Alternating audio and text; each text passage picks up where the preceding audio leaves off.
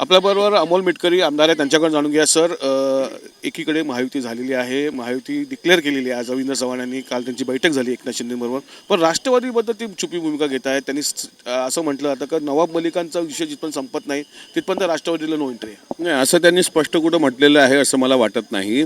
काल आमची पण बैठक इथे झाली होती गोंडवाना क्लबला रात्री आमदारांची. त्यामध्ये सुद्धा महायुती म्हणून आम्ही सगळे एकत्र लढलं पाहिजे असं सांगितलंय.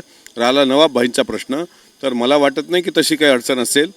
पण तुर्तास तरी महानगरपालिकेच्या मुंबई महानगरपालिका, ठाणे महानगरपालिका ही महायुती म्हणून आम्ही एकत्र लढणार, हे मात्र 100% खरं आहे. ज्या प्रकारे गेल्या विधान भवनातच मुख्यमंत्री देवेंद्र फडणवीस सांगितलं होतं की नवाब मलिक आम्हाला नको, त्यांनी तसं पत्र दिलं होतं. आता ह्या निवडणुकीलाही तसा रोग समोर येतो. नाही, अजून तसं काही स्पष्ट झालं आहे असं मला वाटत नाही. आणि राहिला हे जरी अडचण असेल तरी ते वरच्या पातळीवर नक्की सोडवल्या जाणार.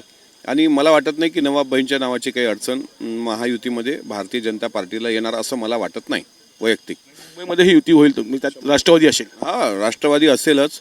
राष्ट्रवादी असेल तरच महायुती जोरात त्या ठिकाणी जिथं जिथं मुस्लिम बहुर वार्ड असतील, प्रभाग असतील, जिथं जिथं राष्ट्रवादी काँग्रेस पक्षाची बलस्थानं आहेत त्या ठिकाणी महायुतीला राष्ट्रवादीचा फायदाच होणार आहे.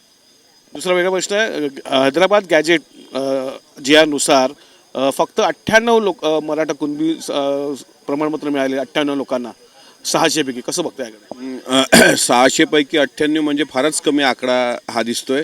ही बाब तितकीच गंभीर आहे. कारण हैदराबाद गॅझेटच्या नुसार, कारण निजामाच्या GR नुसार तो जो भाग होता तो निजामाच्या अखत्यारीतला होता. तिथं 100% सर्टिफिकेट मिळणं अपेक्षित होतं, पण फारच कमी. इतका जर कमी रेशो असेल तर मला असं वाटतं ही बाब गंभीर आहे. त्याबाबत विभागीय आयुक्तांनी जे काही मुलाखत दिलेली आहे किंवा जे काही तुमच्या समोर सांगितलेलं आहे त्याची एकदा शहानिशा झाली पाहिजे.